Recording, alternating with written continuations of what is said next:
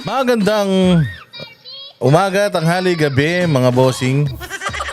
At ito na naman tayo, meron lang tayong pag-uusapan na malupit. Oo, syempre alam nyo naman na talagang malapit na malapit sa puso natin itong ating ikinakandidato na si Pastor Apollo C. Quiboloy, na sa ngayon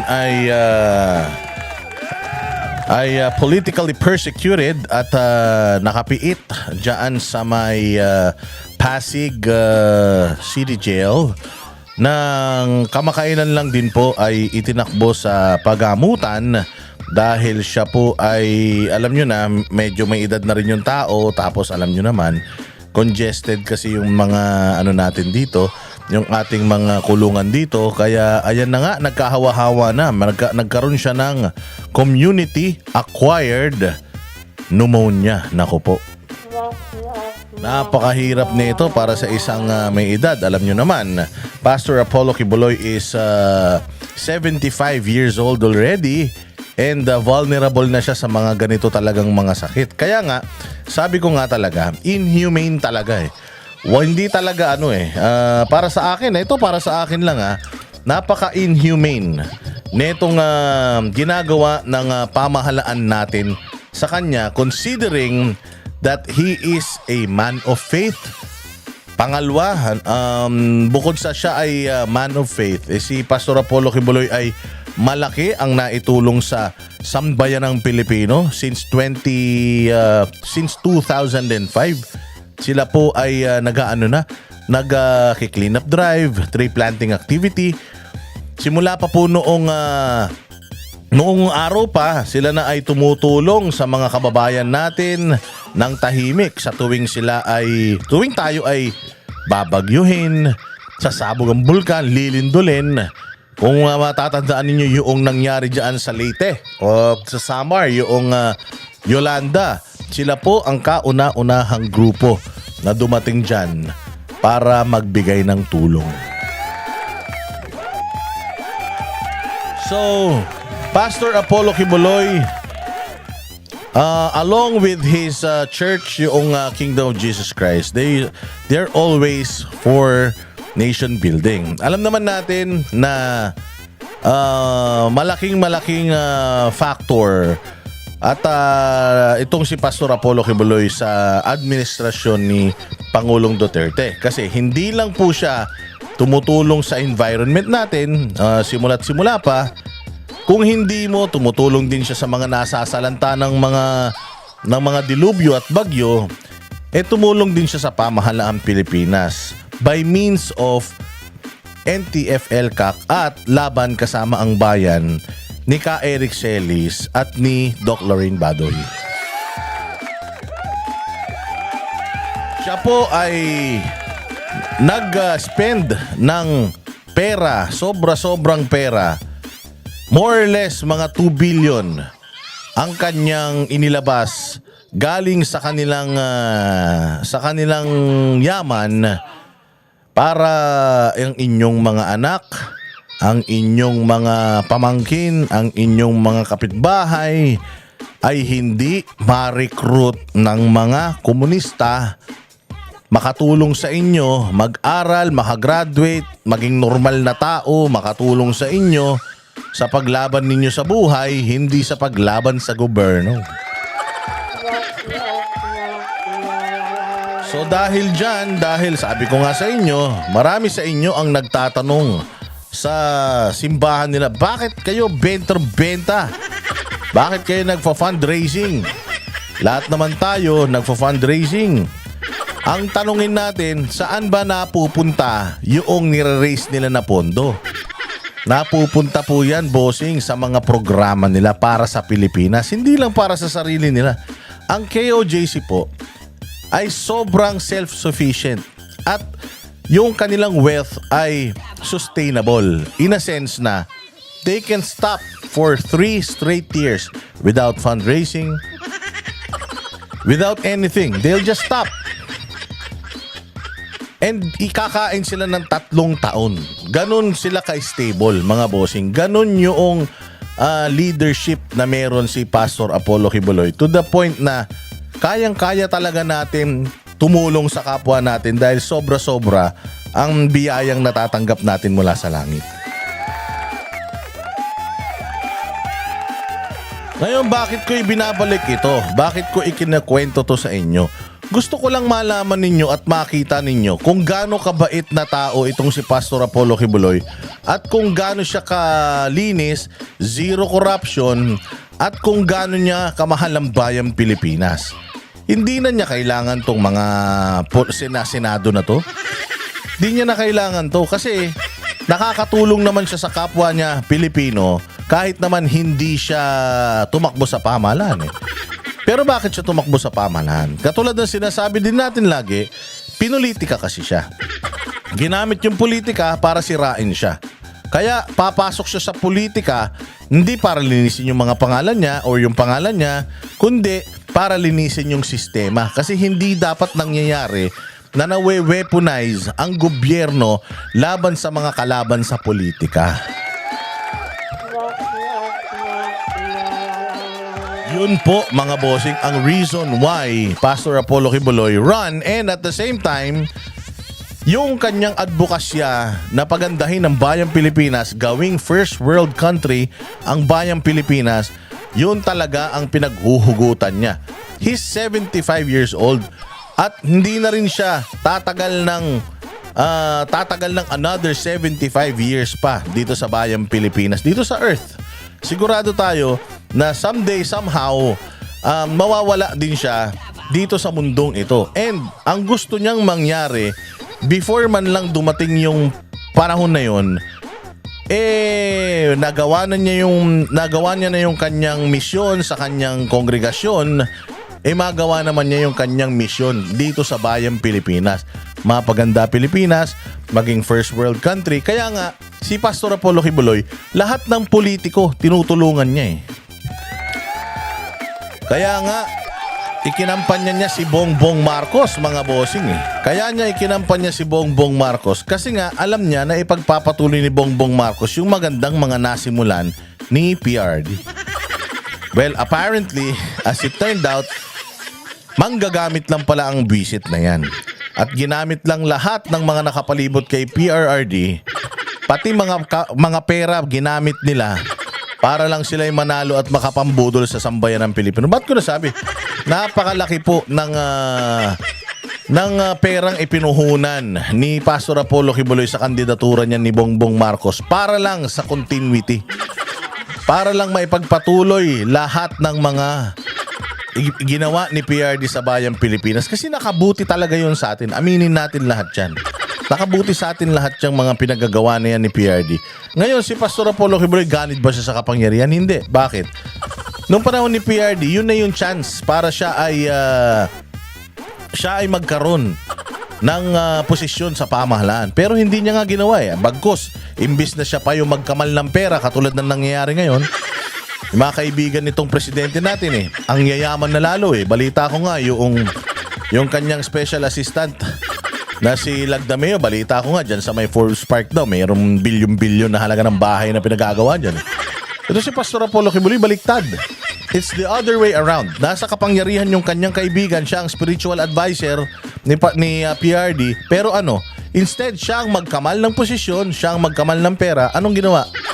Siya pa ang nag-share ng kanyang blessing para maging successful ang leadership ni PRD. Lahat ng pwede mong hiramin sa akin na ibinigay sa akin ng Panginoong may kapal, gamitin mo para mapaganda ang bayang Pilipinas. Yung eroplano ko, chopper ko, yung TV network ko, lahat gamitin mo para lang mapaganda bayang Pilipinas. Ganong klase ng tao si Pastor Apollo Kibuloy. Ang problema, sa sobrang demonyo ng mga nakaupo, sa sobrang satanas ng mga nakaupo, dahil nga dyan sa Amerika ay may naganap na pang-weaponize sa mga ahensya ng gobyerno para trabahuhin lahat ng mga simbahan, masikwester ang mga ari-arian ng mga simbahan sa Amerika. Pumunta lang sa Amerika to si Bongbong, biglang nagbago na utak.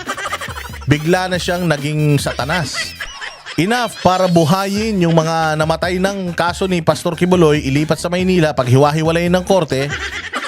At ang pinakamasaklap, dinagdagan pa ng Nobel na kaso, kaya nakapiit pa din siya ngayon. Hindi lang yon, pinorfeit pa yung kanyang mga assets or finreeze yung kanyang mga assets. Kaya talagang limitado ang resources ng simbahan ngayon. Mantakin mo meron siyang Children's Joy Foundation na kailangan masakripisyo, mawala, masira, mabuwag dahil lang sa pamumulitika. Ganyang kademonyo yung mga kalaban ni Pastor Apollo Kibuloy. Now, para saan ba tong content na ito? Ito pong content na ito ay patungkol dito sa nagaganap ngayon na bail hearing. Kasi lahat naman po nung kaso na dismiss ni Pastor Apollo Kibuloy, naiisa lang naman yung complainant. Ang daming mga nagsusumbong, sumisira, pero isa lang naman ang complainant. So ayan mga bossing, na-dismiss lahat yun, bailable lahat yun eh. Kumbaga, makakapagpiyansa ka, makakalabas ka habang nag-hearing. Pero anong ginawa ng gobyerno? Dinagdagan yung kaso ng qualified human trafficking. Na kahit isa wala silang ebidensya. Meron lang mga mangilan-ngilan na nagsusumbong. Pero sa milyong miyembro ng mga taga KOJC, wala namang nagsasabi na ginapos kami, kinulong kami, pinahihirapan kami, pinipilit kaming gawin itong mga bagay na to, mga bagay na ganyan. Kompleto ang dokumento diyan sa KOJC. Pag pumunta ka dun sa kanilang file room, nandoon yung mga files ng lahat ng mga workers nila at nandoon din yung mga files ng mga workers nila na may mga violations. Kasi syempre may mga rules yan. How can you govern a country kung wala kayong mga batas na sinusunod? Syempre, meron ka dapat batas na sinusunod at pag lumabag ka sa batas na yun, it's either matanggal ka o maparusahan ka. Lahat naman tayo dumadaan dun. Mga magulang natin, may mga gobyerno yan sa bahay. Kapag kung ano yung kanilang gusto, yun ang masusunod, yun ang matutupad. Hindi ba? Ganyan din sa pagka nagkamali ka, palo ka sa nanay mo. Pag nagkamali ka, papagalitan ka. Ganyan din dyan sa KOJC at well documented lahat yan, pati yung mga taong lumabas. Bawat tao na lumalabas, kailangan pang mag-clearance sa kanila. Dahil ina-applyan mo yung mga posisyon na yan Hindi ka naman magiging worker ng gusto mo lang Mag-a-apply ka, you will face the leaders and you will apply for it. Hindi yan sila yung parang kukunin kanila tapos yung kanila, pipilitin kanila maging worker. Hindi yun ganun. Ikaw mismo, kung sa puso mo at isip mo, handa ka nang magsilbi sa Panginoon, i-devote mo na yung buhay mo sa simbahan, mag-a-apply ka at titingnan nila kung papasa ka, ganun yun. So, yun yung mga magagaan na na mga eksplanasyon patungkol sa kung papaano gumaganang mga bagay-bagay diyan. Now, eto na nga. Kaya nakakulong pa si Pastor Apollo Kibuloy dahil nga dyan sa no bail na kaso niya na qualified human trafficking. 16 days mga bossing yung mga pulis dyan sa KOJC.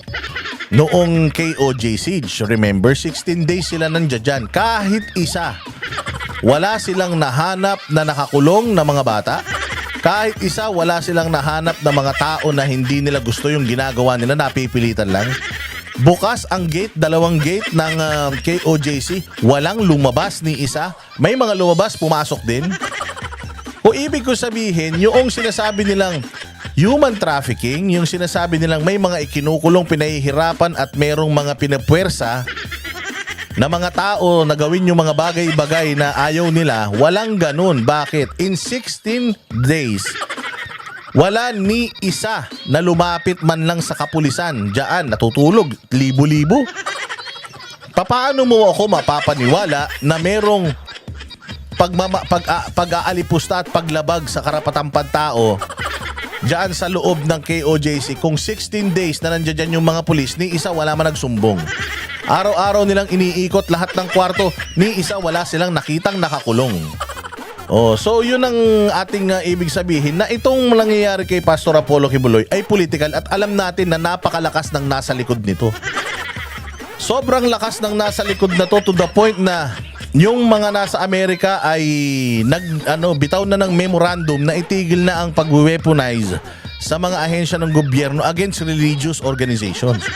na nangyayari pa rin yan dito sa Pilipinas, mga bossing. At eto na nga, meron tayong bail hearing. May bail hearing, mga bossing, si Pastor Apollo Kibuloy. Gusto sana ng grupo ni Pastor Apollo Kibuloy na habang dinidinig itong kanyang kaso dahil malabnaw naman ito, lahat naman ay puro hearsay, wala naman silang mga matitibay na ebidensya, no science and hard evidence can prove itong kanilang mga allegations. Everything that they say are hearsay. Sabi nga nila it's not what you can say in the court, it's what you can prove. At lahat ng mga hearsays nila cannot prove anything unless meron sila talagang ebidensya. At wala po silang hard evidence to prove na itong si Pastor Apollo Kibuloy ay inabuso talaga sila. Therefore, nagkakaroon po ng bail hearing ngayon para patunayan sa korte na si Pastor Apollo Kibuloy is not a flight risk. Pangalawa, si Pastor Apollo Kibuloy ay hindi ginawa lahat ng mga paratang na ito na wala silang ebidensya na malabnaw itong kaso na ito. Kaya nagtatry sila na patunayan yun sa korte. And accordingly, mga boss, kakaroon po ngayon ng bail hearing para po si Pastor Apollo Kibuloy ay makalabas ng kulungan at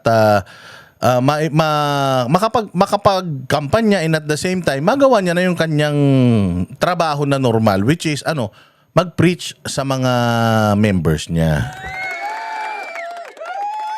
Siyempre kailangan niyang gawin yun kasi yun naman talaga ang kanyang trabaho. And nagkakasakit talaga yung matanda dahil siyempre 75 years old na yan, si Enrile nga eh. Inilabas natin yung nanay nga ni Bongbong Marcos eh. Kahit na guilty na sa kaso na plunder eh, hindi nga nakulong dahil sa edad na eh. So, si Pastor Apollo Kibuloy hindi na po bata. So, ako bagamat nakakatakot itong sitwasyon ni Pastor Apollo Kibuloy kasi balita natin, napakaganda at napakapaborable sa kanya nitong mga nakaraang hearing. Kaya nga natin inaantay na magkaroon na ng kaso at magkatapatan na sa korte. Kasi nga alam natin na mahina yung ebidensya laban sa kanya. And alam natin na pagdating sa cross-examination, dito na magkakamatayan. Dito na magkakabistuhan.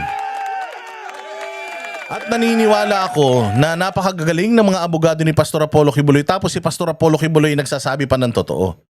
Kaya naniniwala ako, mga bossing, na maganda ang laban ni Pastor Apollo Kibuloy dito. Ito lang ang problema natin, mga bossing. Ang problema lang natin dito kasi is ang kalaban, klaro naman na ang kalaban ng Pastor Apollo Kibuloy ay ang gobyerno ngayon. Alam naman natin yun na dahil siya ay kaibigan ng mga Duterte, siya ay politically pinipersecute. Kasi akala talaga nila na itong si PRRD, ang nagfa-fund dito ay si Pastor Kibuloy. Kaya ayan, mga bossing, nagkakaroon ngayon ng bail hearing para ang problema lang kahit gaano kalakas itong mga ebidensya ni Pastor Apollo Kibuloy na hindi totoo itong mga pinagsasasabi nitong mga nagkakaso sa kanya na puro hearsay lang. Alam naman natin, puro hearsay lang. Nakita niyo naman sa Senate, puro hearsay lang. Wala silang may pakitang mga ebidensya dun eh. Di ba puro hearsay lang. Ngayon, mga bossing, ito ang system nito.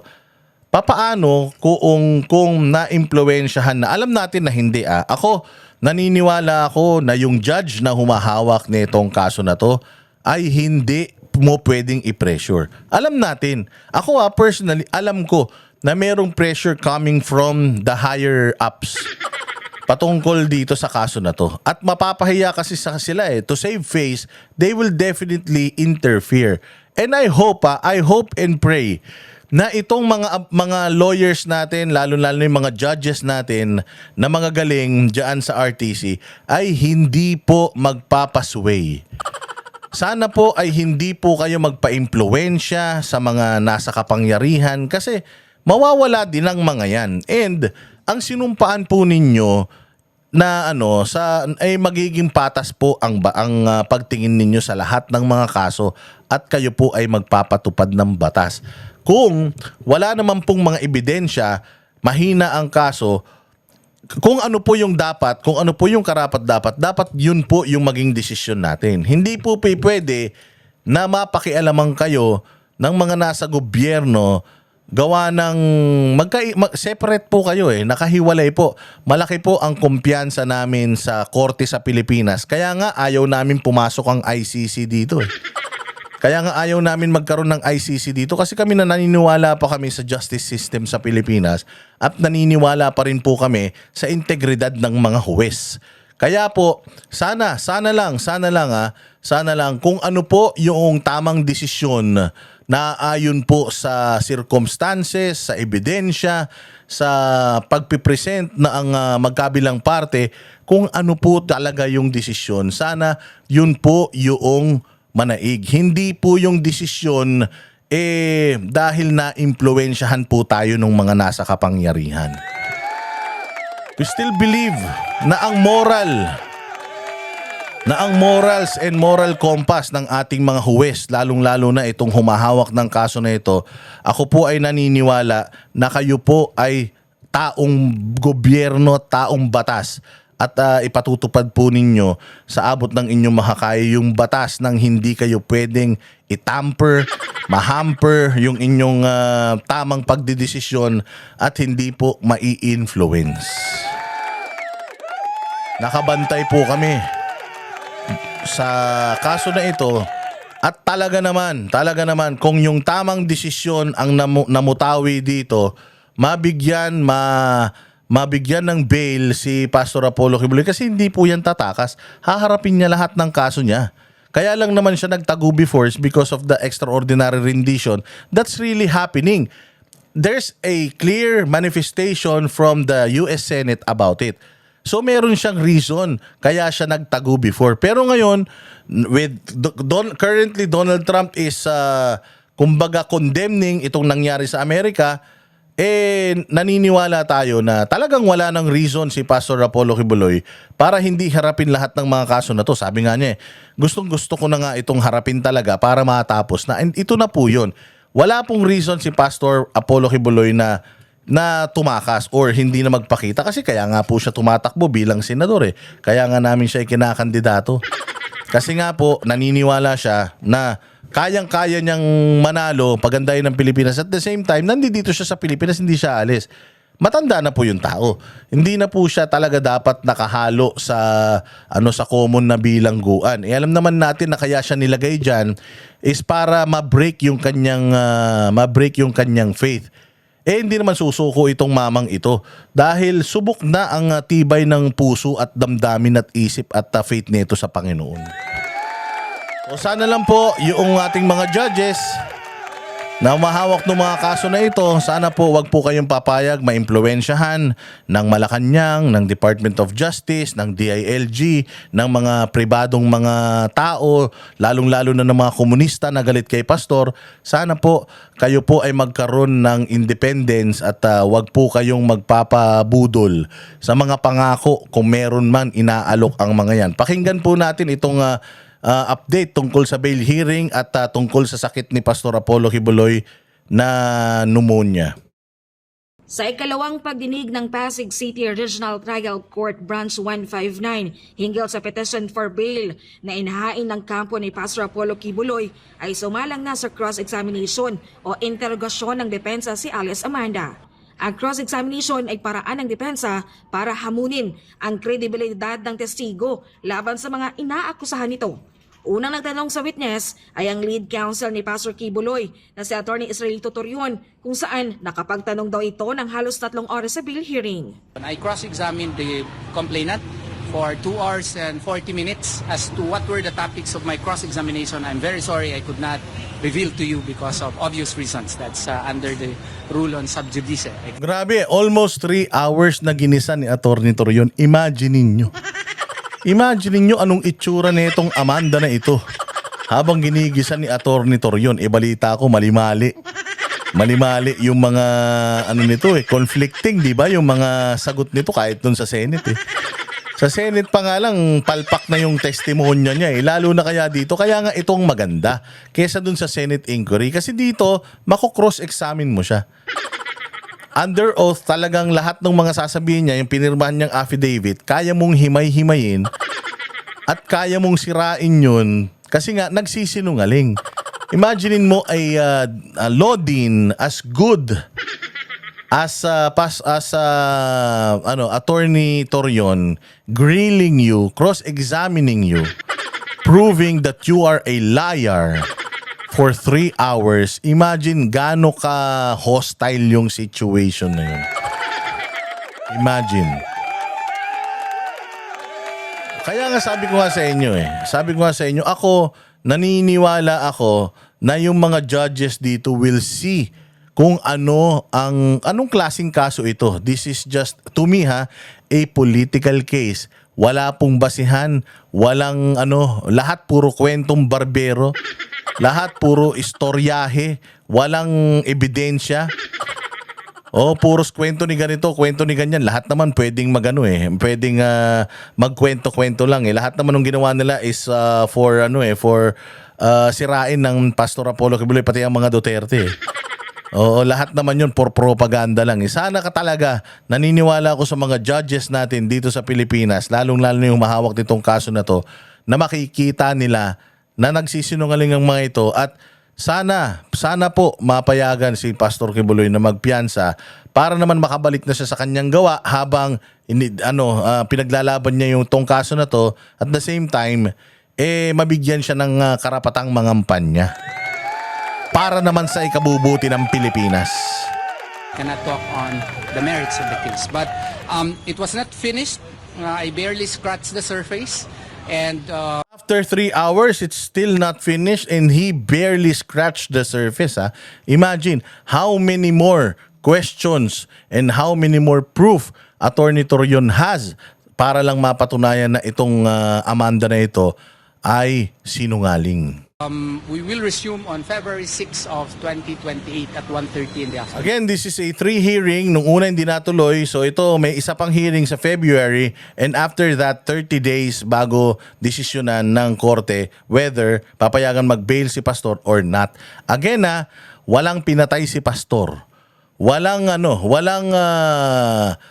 ginahasa si Pastor. Walang ganung mga kaso. Kaya nga naniniwala talaga ako na ang hustisya ang mananaig. Itong mga judges natin will have a clear conscience and a clear mind at hindi magpapaapekto sa politika na nag-udyok dito sa kaso na ito. We are hopeful that our petition would be granted, but as to how she reacted, I could not give details. But of course, I am the lawyer for the accused. We are, after the cross-examination, our hopes are higher. Ito maganda. As to the reactions of the accuser.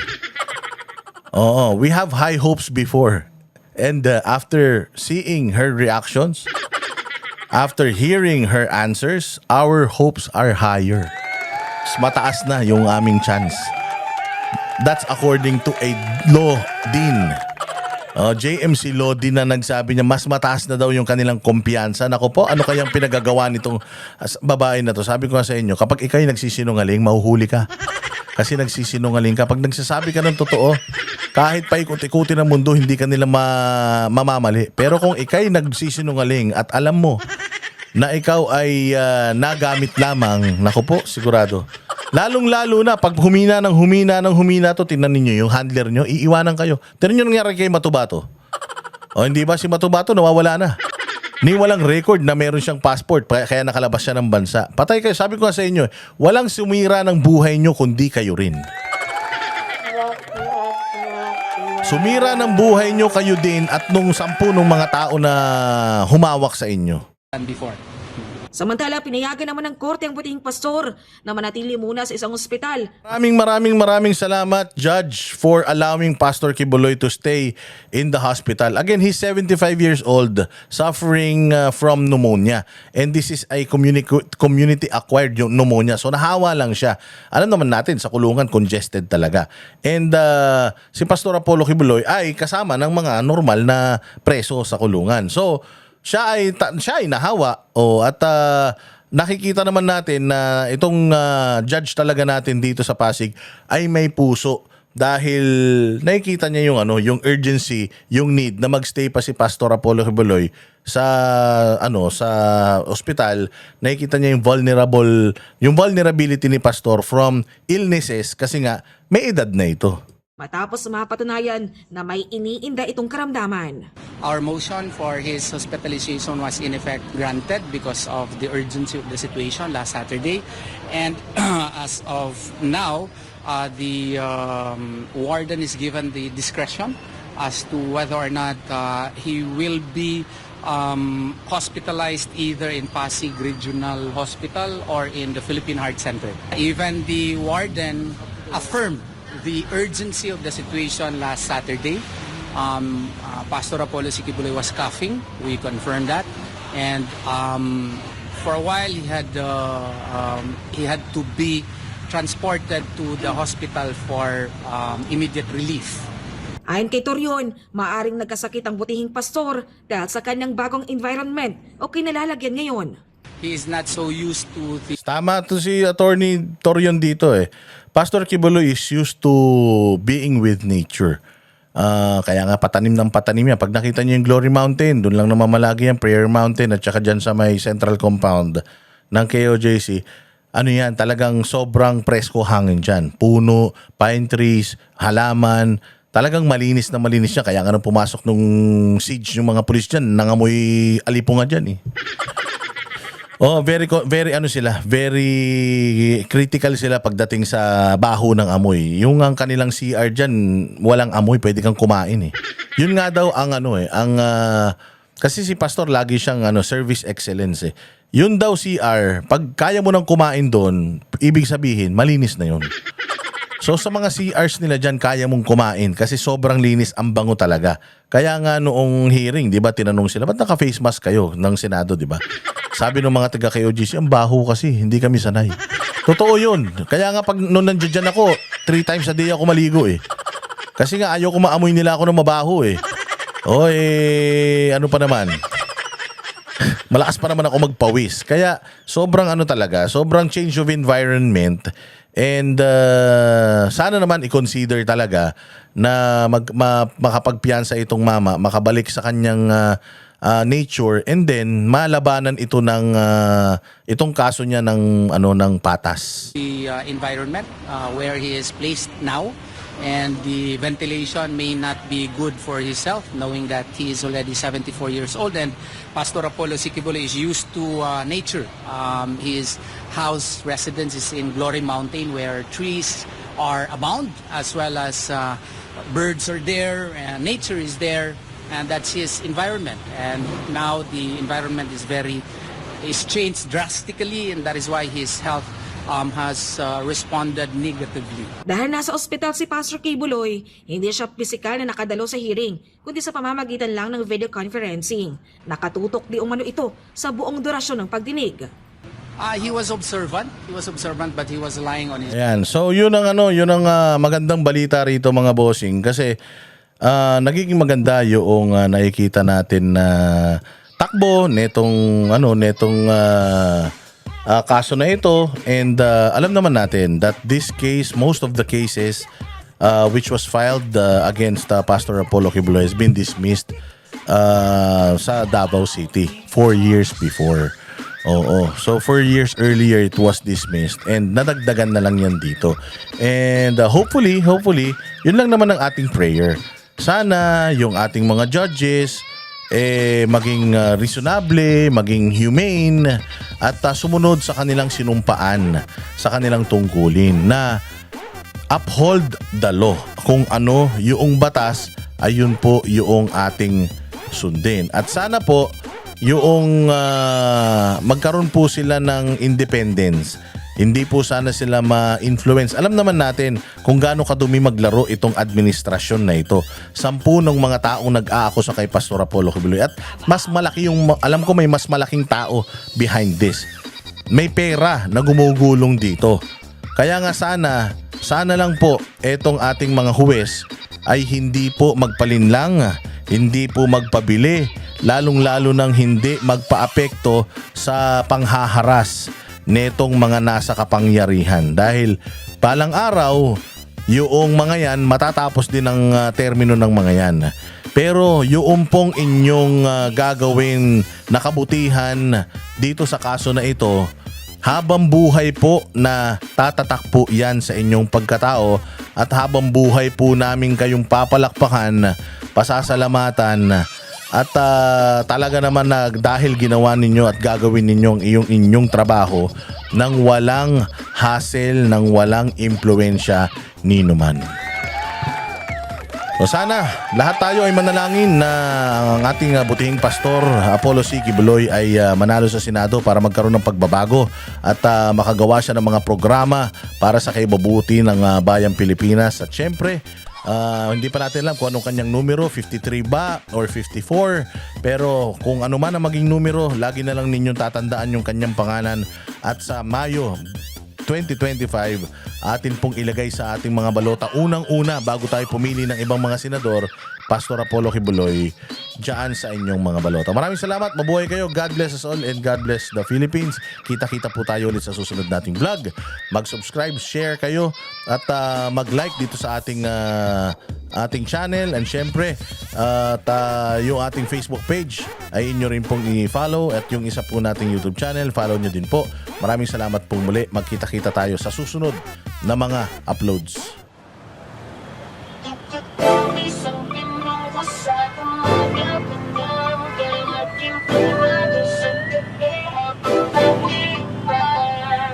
Kung ikaw ay nahihirapan, alam mo na kung sinong lalapitan.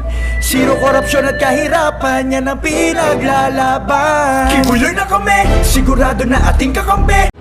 Yan ang panatero, walang inuurungan. Pag tama palakpakan, pag mali ay babanat.